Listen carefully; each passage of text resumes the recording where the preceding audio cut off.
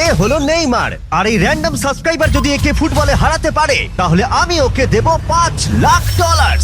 বিশ্বের অন্যতম সেরা ফুটবল প্লেয়ার নেইমার একজন ইন্টারন্যাশনাল ফুটবল সুপারস্টার, 28টা চ্যাম্পিয়নশিপের বিজেতা, একটা অলিম্পিক গোল্ড মেডেল, আর এছাড়াও ব্রাজিলের সর্বকালের সব থেকে বেশি গোলদাতা। সে কম্পিট করবে একজন সাধারণ প্লেয়ার হিগোরের সাথে, আর ওরা কম্পিট করবে $5,00,000 জন্য। যদি তুমি যেত এই টাকাটা শুধু তোমার ব্যাংক অ্যাকাউন্টে যাবে, কিন্তু নেইমার জিতলে ওর বেছে নেওয়া যে কোনো চ্যারিটিতে আমি টাকাটা দেবো। বুঝে গেছো? হ্যাঁ বুঝেছি। আমায় ক্ষমা করো, তুমি হেরে যাবে। আরে নেইমার বলছে তুমি হেরে যাবে, তোমার কি এটাই মনে হয়? না, একদমই না। ঠিক আছে, নেইমার এটা থেকে ভয় পাবে না।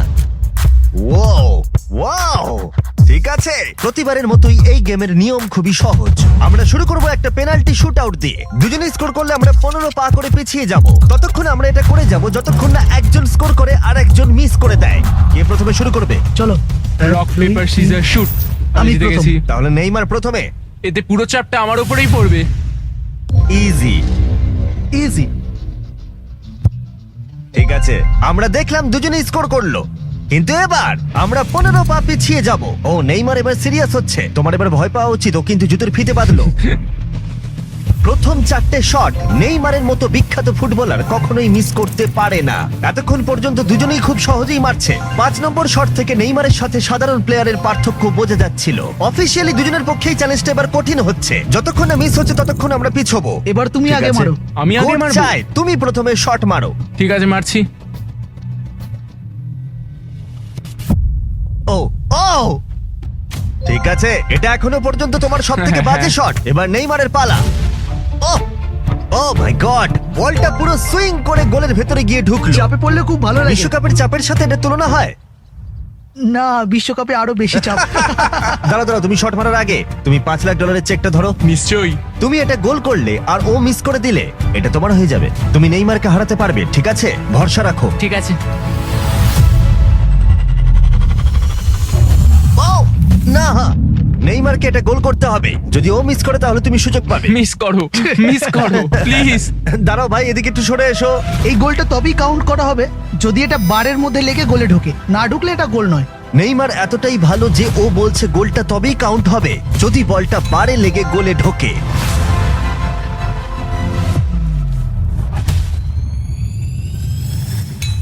ও ভাই, আর মিস করো না, আরে সত্যি মিস বলছি করো তুমি না ভাই, পারবে। চলো।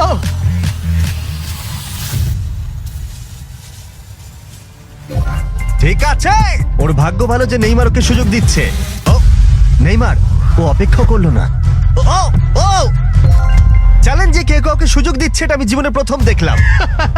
ঠিক আছে, এইবার আমি চাই নেইমার প্রথমে মারুক। সাধারণত নেইমারের বিপক্ষে একজন বিশ্বমানের গোলকিপার গোলের নিচে থাকে, কিন্তু এটা এখন খালি। ও মাই গড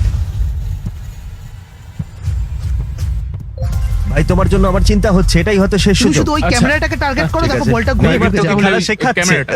হ্যাঁ। এই তো খুব ভালো, গোল হয়ে যাবে। দেখলে? ও পেরেছে! পেরেছি। আমরা অফিসিয়ালি এখন মিডফিল্ডে আছি। এরকমটাই চলতে থাকবে। রেডি হলি মেরে দাও।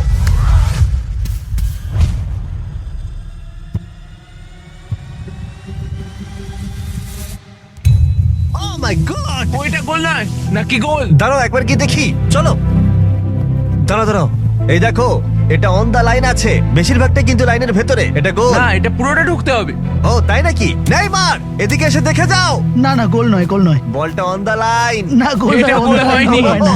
বল যদি লাইনে টাচ করে থাকে তাহলে টেকনিক্যালি গোল নয়। আর যেমনটা দেখতে পাচ্ছ এটা অন দা লাইন, তার মানে তুমি স্কোর করে দিলে জিতে গোল যাবে। মারলে জিতে যাবে। মিডফিল্ড থেকে এখন তোমাকে $5,00,000 শট মারতে হবে। হ্যাঁ। ঠিক আছে, মনে রাখো কিন্তু $5,00,000 বাজিতে রয়েছে। ওর জীবনের সব থেকে বড় শট। গোট নেইমার দেখছে হিগোর পারে কিনা।